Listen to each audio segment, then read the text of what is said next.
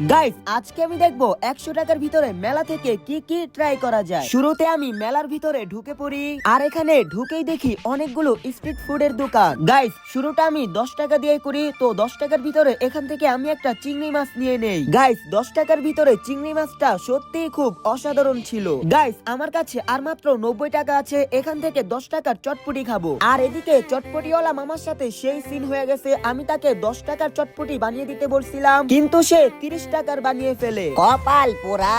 আর guys এই চটপটির test একদমই জঘন্য ছিল। তো আমার কাছে আরো 60 টাকা আছে, এখান থেকে 50 টাকার স্মোক বিস্কুট খাবো। তো এটাই হচ্ছে আমার সবচেয়ে দাম দিয়ে কেনা খাবার। তারপর আমাকে স্মোক বিস্কুটের কাপটা ধরিয়ে দেয়, আর আমি ঝটপট খেয়ে ধোঁয়া বের করতেছিলাম। আর এদিকে পিচ্ছিগুলা বলতেছিল ভাই আমাকে একটা দেন। গাইস আমার কাছে আর মাত্র 10 টাকা আছে, তো এই 10 টাকার ভিতরে চা খেয়ে আমি বাসায় চলে যাব।